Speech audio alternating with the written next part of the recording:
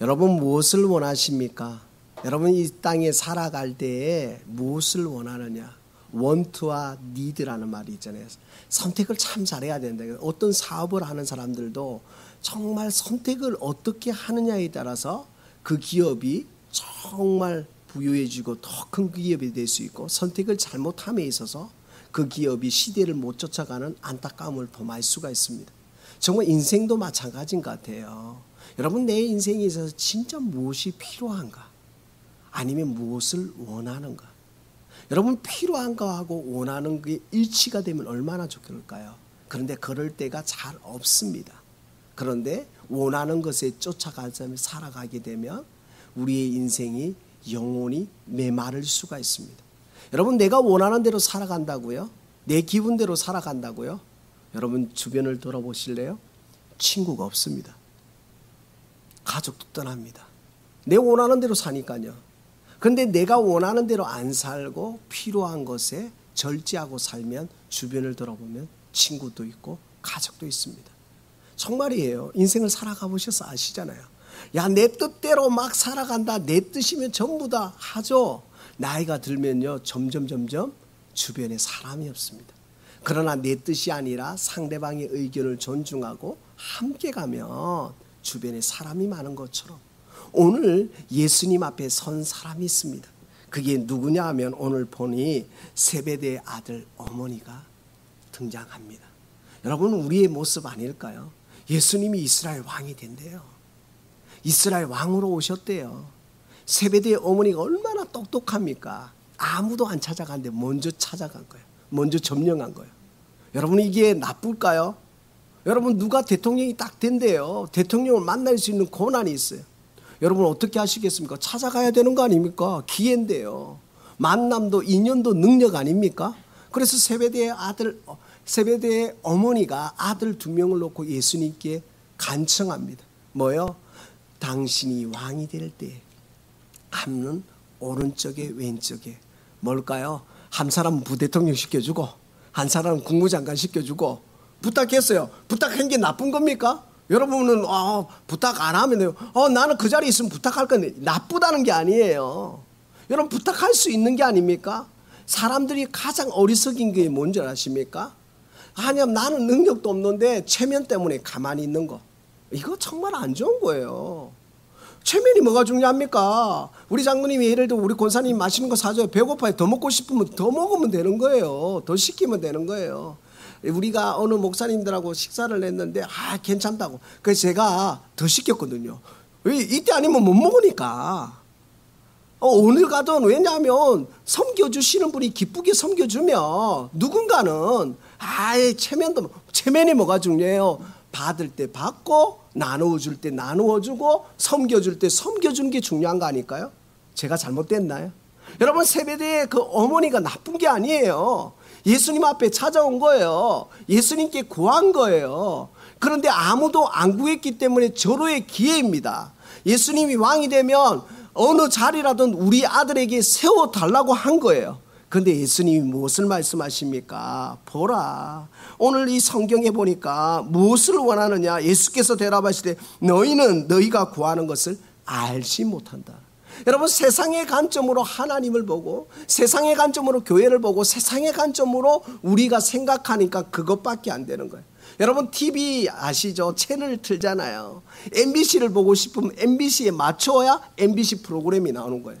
그런데 우리가 KBS를 틀어놓고 MBC 프로그램이 안 나온다고 하는 거랑 똑같은 거예요. 왜 안 나와? 왜 안 나와? 분명히 9시에 이 드라마 한다고 했는데 미니 시리즈 한다고 했는데 어디 틀어놓고 있어요? MBC 틀어놓고 있는 거예요.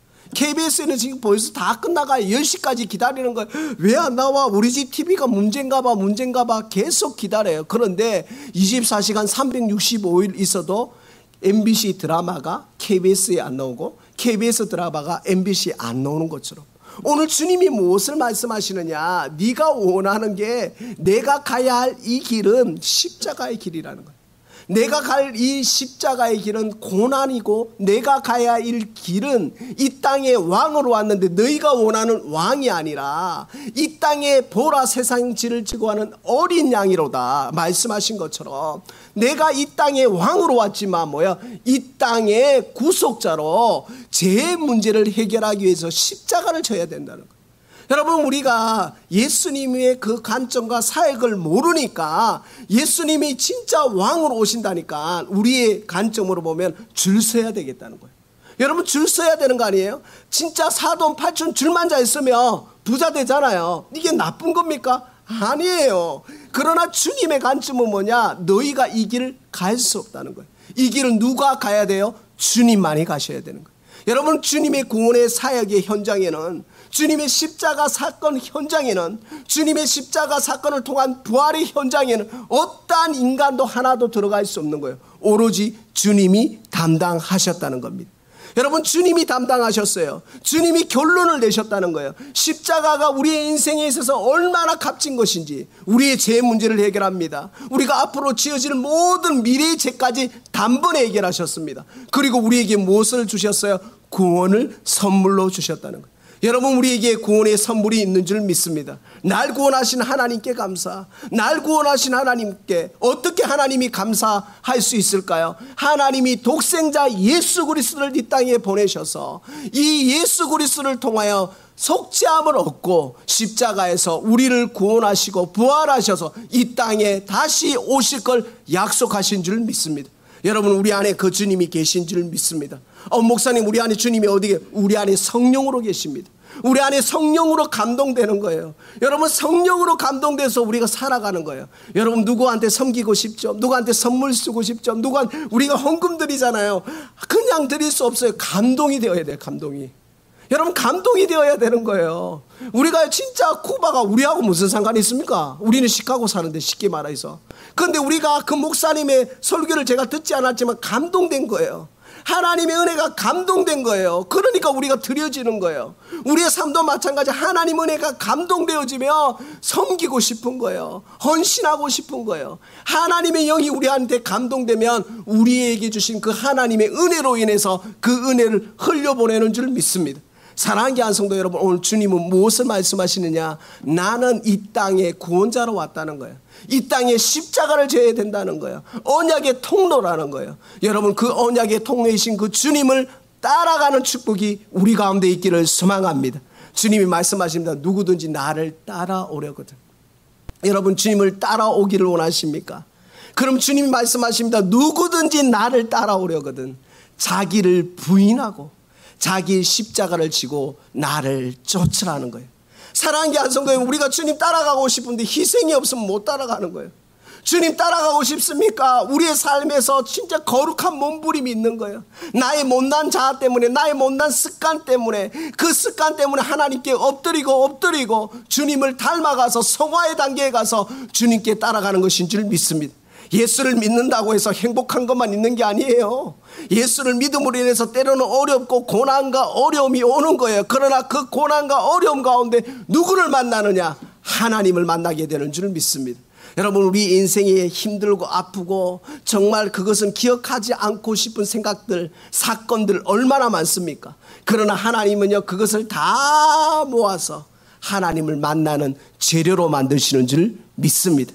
하나님은 오늘 우리에게 신실하게 역사하십니다. 주님이 오늘 우리에게 무엇을 말씀하시느냐? 너희가 구하는 그것이 아니라 영원한 하늘을 우리에게 선물로 주시는 줄 믿습니다. 성경은 이렇게 말씀하고 있습니다. 23절에 이르시되 너희가 과연 내 잔을 마시려니와 내 좌우편에 있는 것을 내가 주는 것이 아니라 내 아버지께서 누구를 위하여 예비하셨다든지 그들이 얻을 것이라. 여러분, 여기에는 무엇을 말씀할까요?